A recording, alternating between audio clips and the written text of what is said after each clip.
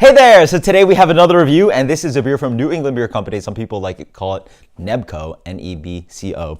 This is from Connecticut. This has been a beer around for a while. This is G-Bot. So when I got into beer, this was a little bit around, a little bit sought after, and it's been a little bit there during the New England thing. And yeah, so first off, this beer used to be called Gandhi Bot, but the family sent a letter, and I guess it no longer can be called Gandhi Bot. Then the label is actually now pretty lame. It's called G-Bot, and as you see, it just has a robot sort of like putting his hands up there. I feel like this label can use a rebrand, but it sells the story of Gandhi Bot. So it's like, oh, no more Gandhi Bot. We have the robot dying down. It's just G-Bot now. So 8.5% double IPA. Shout out to Eric for sending this one out. Let's dig into it.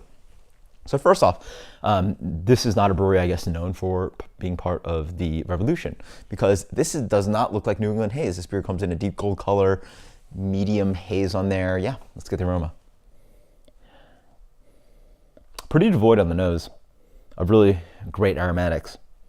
It doesn't smell off, but it's just like lacking. It has some of that fresh grapefruit grassiness kind of thing going on. A little bit of bready malt. Honestly, smells like a little bit like Two Hearted, a bigger version of Two Hearted.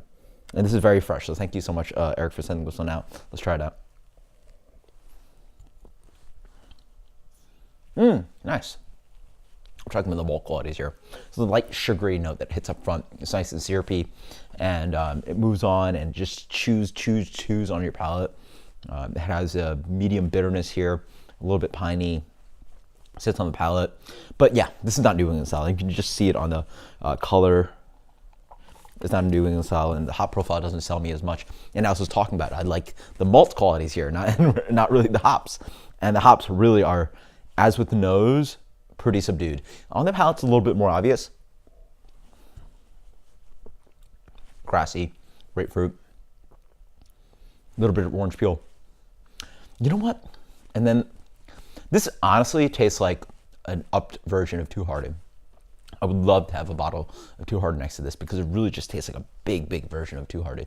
8.5%, so not too big, but you could call it Four Hearted. If you're a fan of Two Hearted, you're going to very much like this beer. It has a similar malt profile with the malt complexity. I think they use Maris Otter on Two Hearted. I don't know what they use here, but there's a little bit more boldness of malt. The hopping is very similar, so I imagine there's tons of Centennial here, because Two Hearted is a Centennial IPA, even though there's 3 varieties in here. I don't know what else to tell you. I don't have to give you too many notes.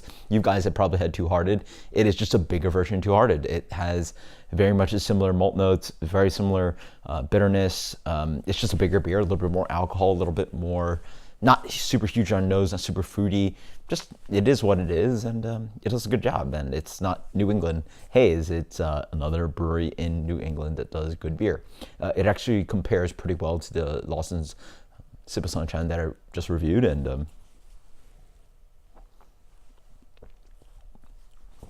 it's good.